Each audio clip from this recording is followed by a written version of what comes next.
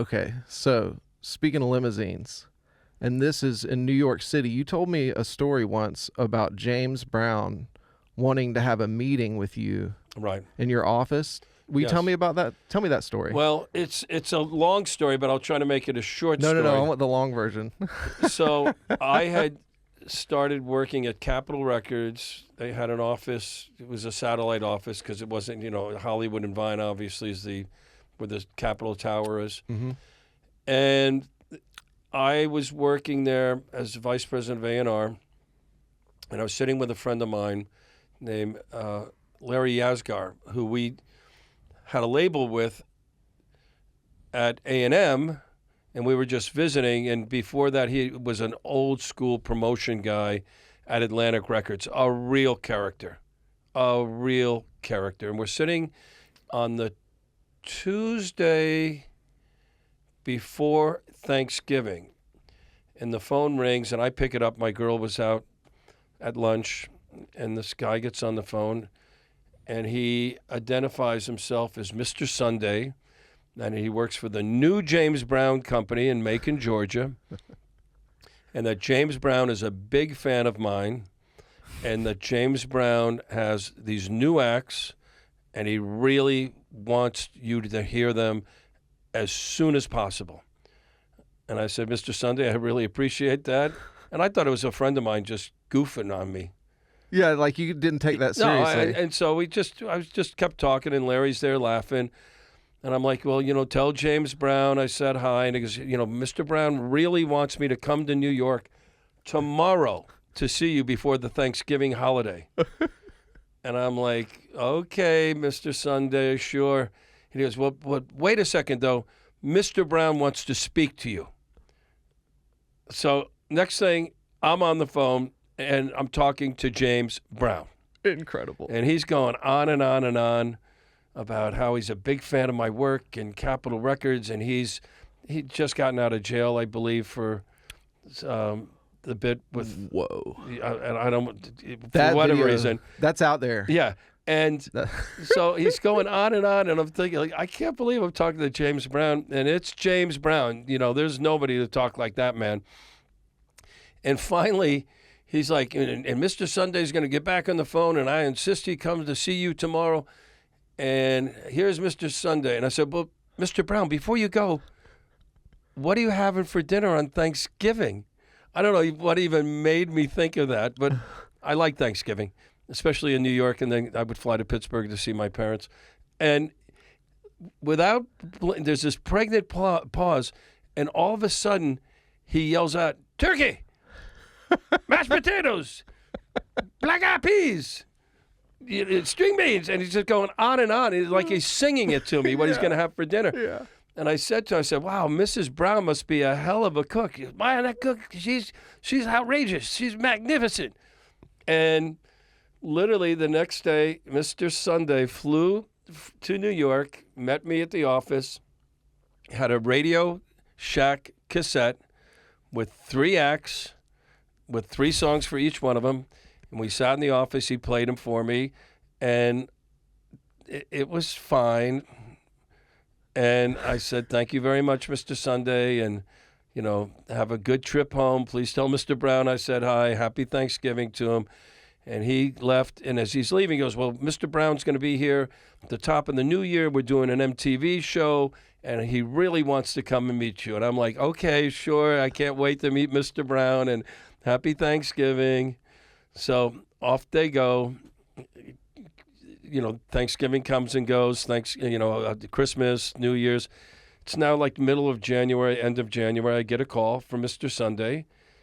And he goes, we're going to be in town tomorrow afternoon, and Mr. Brown wants to come and see you. Wow. I'm like, okay, here's the address. You know where we're at. Come on. Yeah.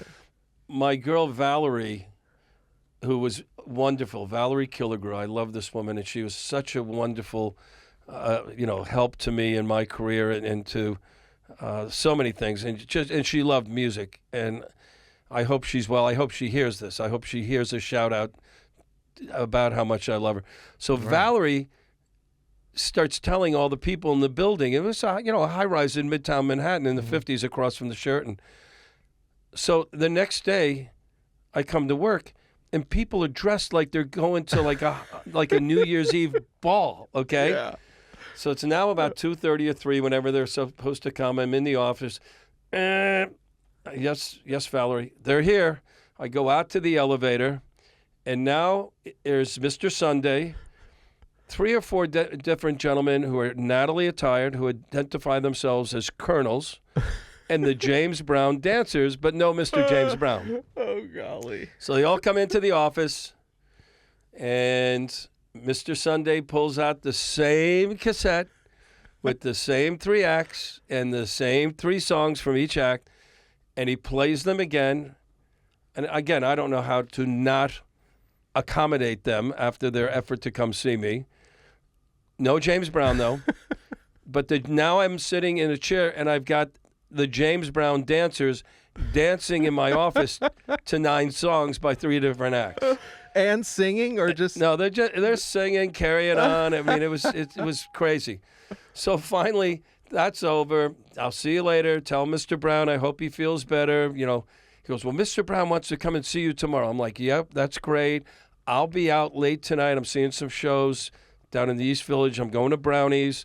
I'll probably be here about noon tomorrow. If you guys want to come by, just give a call. I'd love to meet Mr. Brown. Cut to the next morning. I'm laying in bed. Phone rings at 8:30. It's Valerie.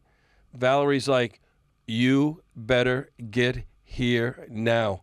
I'm like, what's up? She goes, James Brown is sitting in your office. wow. So I go, I get to brush my teeth, I throw clothes on, I get in the cab. I lived in the village at that time. Go uptown, get to the office, and here's James Brown with his hands on the back of my desk, standing there sort of with his legs crossed, Natalie attired in James Brown's finest garb. And there's all these girls that were secretaries that worked at Capitol and EMI and other places. I have no idea who they even were. And they're all sitting there on the floor looking at James Brown, and he's talking and carrying on. So everybody leaves, and now it's me, James Brown. I don't think the dancers were there that time. 1 or 2 of his colonels were there. Mr. Sunday pulls out the same Radio Shack cassette. Same 3 acts, same 3 songs. And I'm sitting in a chair much like this, but now I'm listening to them with James Brown singing to me and giving me lap dances. I swear to God. It was amazing. It was the craziest thing I'd ever seen. So we go through all of that, and then James Brown starts going on and talking about how he's going to take over the world and how he's out of jail, and it's the new James Brown Company, and he and I are going to change the world, and Capitol Records.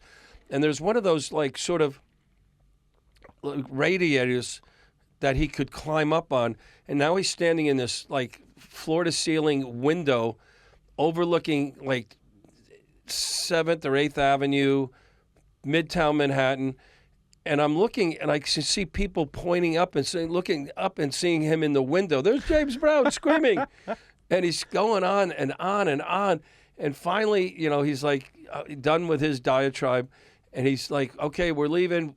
Here's some tickets. Come to our show tomorrow. And I can't wait for this to happen. And they went down to the elevator, and I can see it out there on the avenue.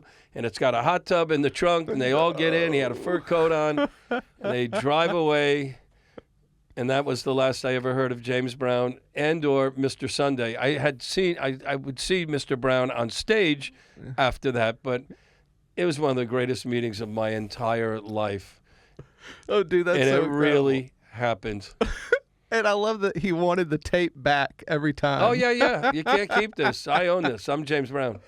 Oh, it's so good. Yep. Also, for context on this James Brown, after he was arrested, he was on CNN talking about that it. whole crazy bit. Yeah. Yeah. Brother Ted, where you at, brother? Yeah. I'm out on love. Right. But you could reference that video. Well, and he was going off like that in the office, looking uptown and waving his hands and like, I'm out of jail. I'm going to change the world and blah, blah, blah, blah. And the cutest thing was just like looking out the window and seeing all these people, in Midtown Manhattan stopping and looking up and pointing as if like like King Kong was on top of the building or something. But again, James Brown is King Kong. Yeah. Well, just what a talent, what a life, what a insane. Yes, and incredible that he performed for you in your office. Oh my man. God. What are the chances? It was nuts.